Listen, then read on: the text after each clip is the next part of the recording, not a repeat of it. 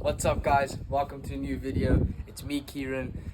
Sorry, the wind might be quite bad, but today I would like to show you guys a few tips and tutorials that have helped me as a mid-golfer 12 handicapper to become better at chipping.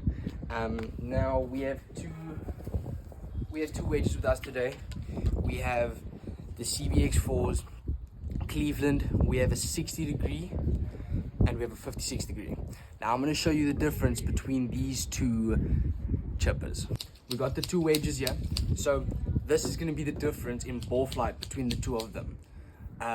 So everyone thinks, okay, now these have this one's a mid 12 and this one is mid 14.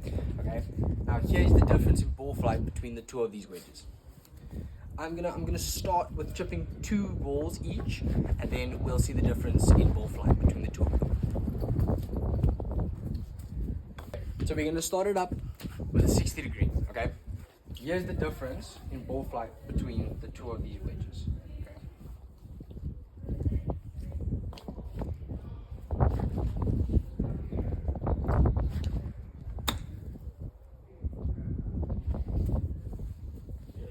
First one, the second one. Okay, so you saw the difference between the 56 and the 60 degree wedges. Now, personally, I saw the 60 flight was slightly higher and the 56 was lower. Now, as we expected, right? Now, how about I tell you there's a way to make your 56 as high as the 60.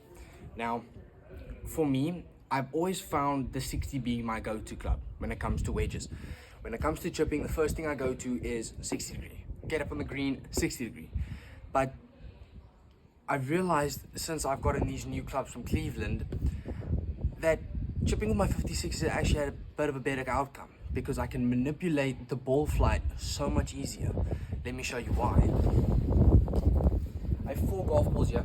So what I'm gonna do is I'm gonna use my 56 and I'm gonna show you 2 different ball flights, okay? A high one and a low one, okay? Something that the 60 will struggle to do. First, we're gonna do the lower ball flight. I'm gonna hit 2 of these. Now, what I preferably do when I wanna hit a lower ball flight is I put the ball more on my back foot and I hit more down, okay? Hit more down, it causes the flight to come out low, still giving you the exact same spin rate, which is something the 60 won't be able to do. Here's the first one. Slightly on my back foot, slightly leaning with my arms, my hands, and just rock. Gives you a much lower ball flight. Here is the second one.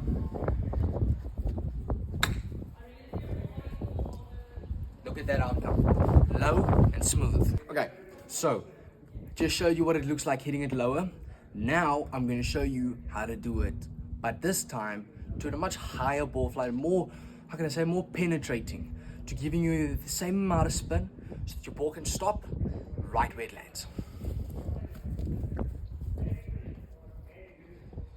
So this is what I do when I want to hit a more higher ball flight with my 56.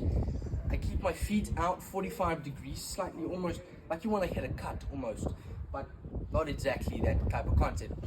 Then I open up my face also about 45 degrees, lean with my arms, and if you want, you can just rock with your shoulders, or you can use a bit of wrists. When you use your wrists, it's going to cause for the ball to come out more spinny. So that's preferably if you want to, say, spin it past the hole and bring it back. But me personally, I like using a bit of my wrists, but if I just wanted to release, then I just rock my shoulders.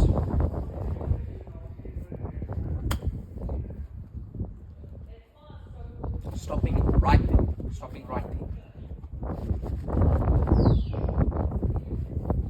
Here's the second one.